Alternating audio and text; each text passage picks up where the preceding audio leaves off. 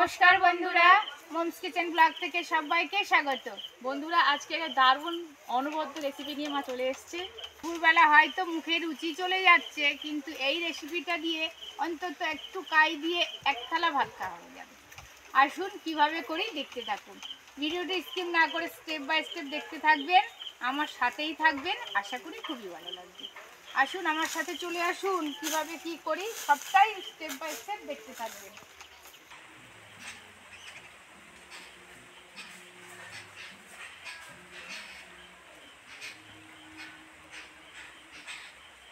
মানে মাছ মাংস ডিম যেন কিছুই ভালো লাগছে না, সেই জন্য বলি বড়ি দিয়ে নিরামিষ মাছ মিশালি সবজি করলে যদি মুখের স্বাদ ফেরে। সেই জন্যই সব কিছু জোগাড় করে নিয়ে এসেছি। মাছ মিশালি বলতে এখানে বোধহয় 6-7 মিশালি হয়ে যাবে। সেইগুলো সব কিভাবে কাটবো আপনারা দেখতে থাকুন।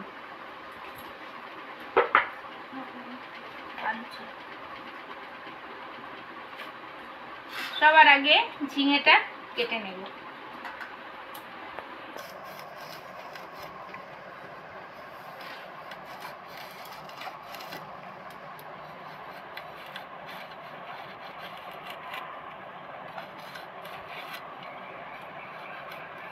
ঝিঙেটা এত গরমে তবু ফ্রেশ আছে, ভালোই বলতে। মানুষ তো শুকিয়ে যাচ্ছে, সবজি শুকিয়ে যাবে না কি হবে।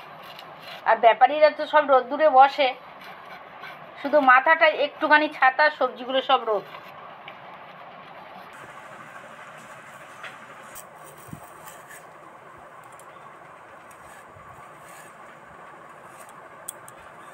আলুগুলো ঠিক এইভাবে কেটে নেবো, এইভাবে।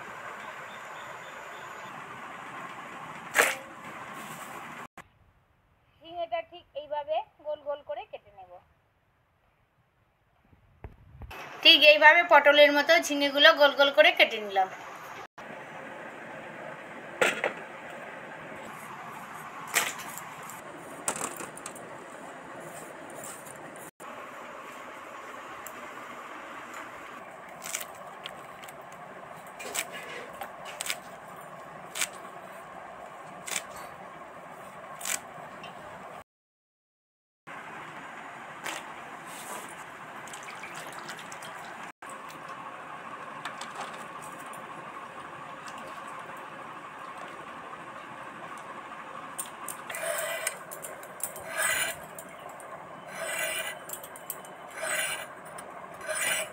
চিচিঙে চচ্চড়ি দিতে ভালো লাগে।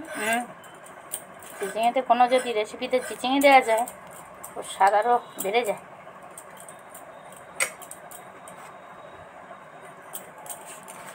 চিচিঙে কেটে সব সময় জলে দিতে লাগে, নাহলে হাতে তো এত আটা লাগে, তো হাত একদম যেন কালো হয়ে যায়।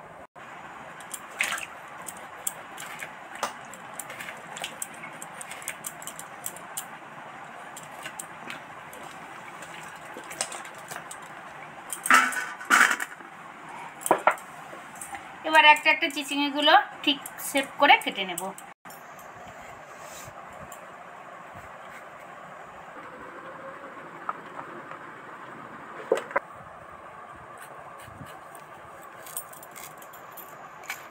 এত শক্ত হয়, প্রচুর শক্ত, শক্ত বাবা।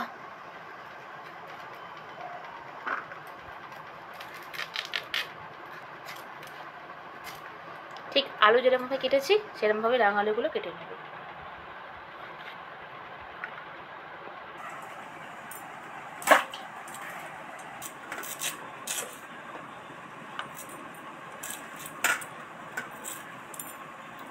চিচিংগুলো ঠিক এইভাবে গুছিয়ে কেটে নিলাম।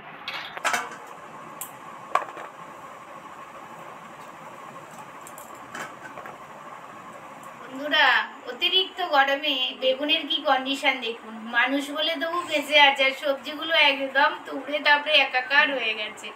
দেখি কেটে কি কন্ডিশন ভিতরে।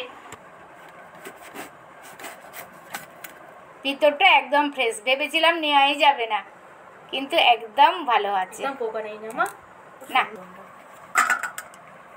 একদম ফ্রেশ হয়ে আছে। ভাবছিলাম হয়তো নিতেই পারবো না।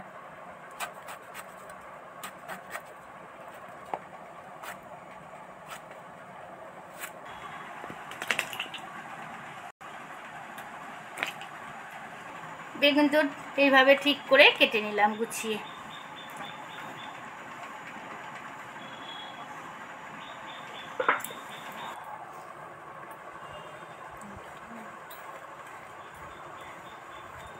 এই রেসিপির জন্য পটলের খোসাগুলো ঠিক এইভাবে ছাড়াতে হবে, পুরোপুরি ছাড়াবো না, তবে দেখতে ভালো লাগবে।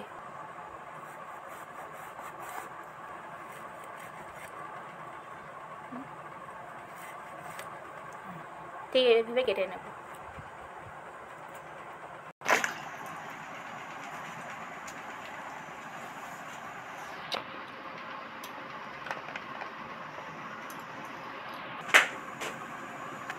পটলগুলো ঠিক এইভাবে গুছিয়ে কেটে নিলাম। পটল এই ভিতরে লাল হয়ে গেছে, কিন্তু এটা ফেলবেন না, এটাই খুব টেস্টি হবে, কারণ কচি, এটা এখনো বুড়োই হয়নি।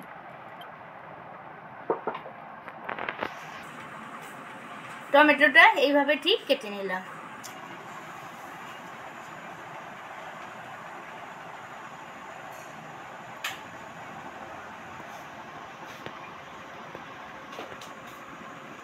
সব তো কাটা কমপ্লিট হয়ে গেল। এবার আমার সাথে রান্নাঘরে চলে আসুন। বন্ধুরা, আপনাদের একটাই রিকোয়েস্ট, যখন যেভাবে রেসিপি বানাবেন ঠিক সেইভাবেই আপনারা সবজিটা কাটলেই তবেই টেস্টি রেসিপি হয়। আসুন বন্ধুরা, আমার সাথে চলে আসুন। সব তো জোগাড় যন্ত্র করে রান্নাঘরে চলে এসেছি। এবার কি করব আপনারা স্টেপ বাই স্টেপ দেখতে থাকুন। সবার আগে বড়িটা ছাঁকা তেলে ভেজে নেব। তো গরম হয়েই গেছে, এবার বড়িটা তেলের মধ্যে দিয়ে দেব।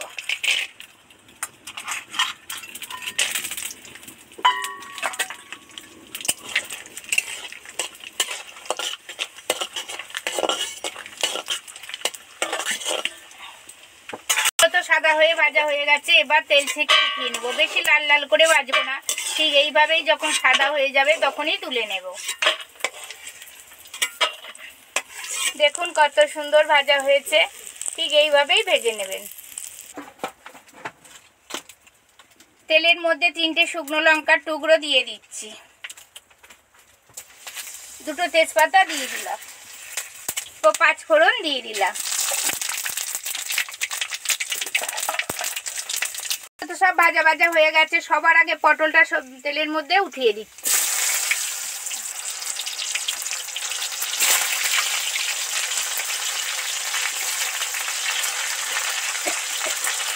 আঁকা তেলে ভাজতে লাগে, তবেই টেস্টফুল হয়। সবার আগে ওই জন্য পটলটাই তেলের মধ্যে দিয়ে দিলাম। পটল তো মোটামুটি সফট হয়ে এসছে, এবার চিচিঙেটা এর মধ্যে উঠিয়ে দিচ্ছি।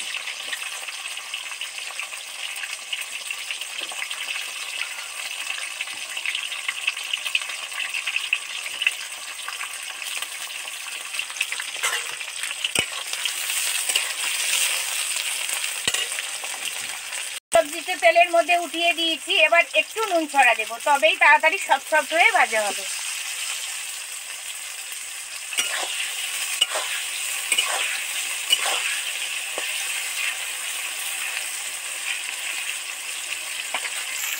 এবার এর মধ্যে সেই বটবটি কড়াইটা দিয়ে দিচ্ছি। সব সবজি একসাথে তেলের মধ্যে দেবেন না, কারণ একটা সবজি আছে একদম ডিপ ফ্রাই করে ভাজতে লাগে, তবেই টেস্টফুল হয়। সেই জন্য স্টেপ বাই স্টেপ সবজিগুলো এক এক করে দিয়ে দিলাম।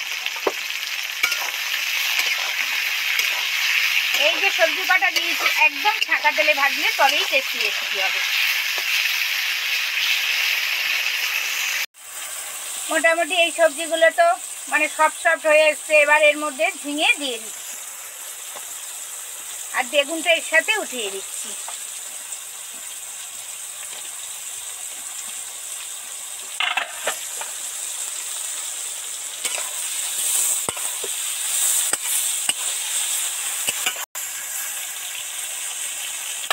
সামান্য এই 4 রকম সবজি তেলের মধ্যে দিয়েছি, দারুণ একটা ডেলিশিয়াস গন্ধ বেরিয়েছে।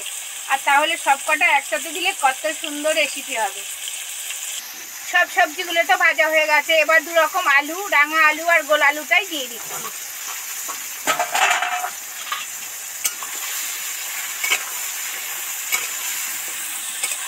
সবজি যত ভালো করে কষবো ততই টেস্টফুল হবে। আপনারাও এরকম ঠিক ধরে ধরে কষে নেবেন। সবজিগুলো তো মোটামুটি ডিপ ফ্রাই করে ভাজা হয়ে গেছে, সফট হয়ে গেছে। এবার আসল মশলা রাঁধুনি আর আদা বাটা সেটাই এর মধ্যে দিয়ে দিচ্ছি। সামান্য পরিমাণ জিরে ধনে মরিচ গুঁড়ো,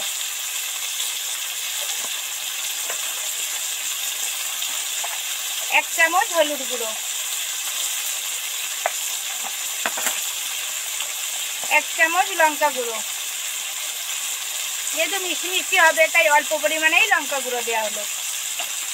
নুন তো আগেই দেওয়া হয়েছে, আর একটু সামান্য নুন, সামান্য চিনি। তেলে চিনি দিলেই তবেই টেস্টি হয়, আর কোনো প্রবলেমই থাকে না।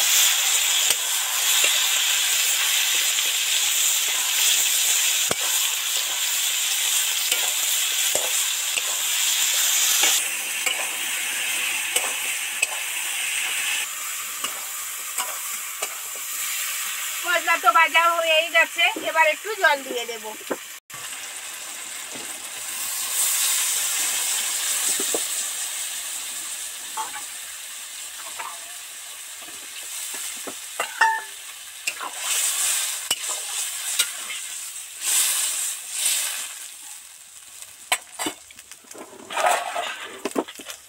দিয়েই দিলাম, এবার টমেটোটা এর মধ্যে দিয়ে দিচ্ছি, আর ভাজা বড়িটা এর মধ্যে উঠিয়ে দিচ্ছি।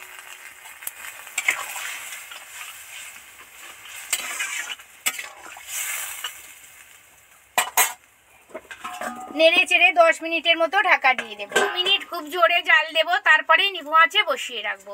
10 মিনিট পর আবার আপনাদের সাথে ফিরে আসবো। 10 মিনিট পরে ফিরে এসেছি বন্ধুরা, আর নিভু আঁচে বসিয়ে রেখেছিলাম, কত টুকবুক টুকবুক করে ফুটছে, আর দারুণ একটা ফ্লেভার বেরিয়েছে। দেখি সবকিছু কেমন হয়েছে।